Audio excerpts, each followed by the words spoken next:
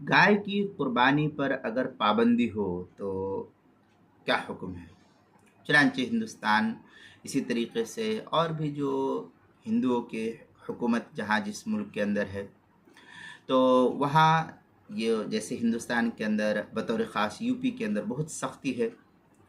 हिंदुस्तान का सबसे बड़ा सूबा शुमार किया जाता है।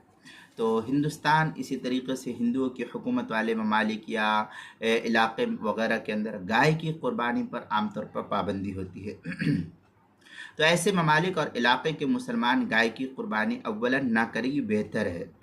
जायज़ नाजायज़ वाली बात नहीं मैं कर रहा हूँ कि क़ुरबानी ना करें, ये बेहतर है, बल्कि बकरा, बकरी, दुम्बा, दुम्बी, भेड़, भैंस और ऊँट क़ुरबानी करे ताकि फितना, फसाद और क़त्ल क़िताल और शोर बर्पा ना होने पाए। ताहम अगर किसी ने इस ममानियत के बावजूद भी चोरी छुप के या किसी भी तरीके से गाय की क़ुरबानी कर ली है, तो उसकी क़ुरबानी सही हो जाएगी और उसके ज़िम्मे से फ़रीज़े क़ुरबानी जो है अदा हो जाएगा। इसकी फ़रीज़े में कोई कमी कोताही नहीं होगी। ताहम ऐसा नहीं करना चाहिए क्योंकि हुकूमती सतह पर फिर बहुत ज़्यादा परेशानी को उठाना पड़ती है, इसलिए जो है इससे गुरेज करे तो बेहतर है। जब उसका बदल मौजूद है तो फिर उस बदल को करने में कोई हरज की बात नहीं है। ताहम अगर किसी ने किया है गाय की क़ुरबानी तो जायज़ है, कोई हरज की बात नहीं है।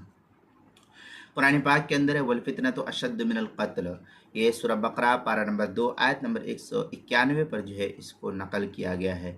और भी बहुत सारी दलाइल जो है इस सिलसिले में नकल किया है। यहाँ पर मैं सिर्फ आपको एक दलील पेश कर दिया हूँ।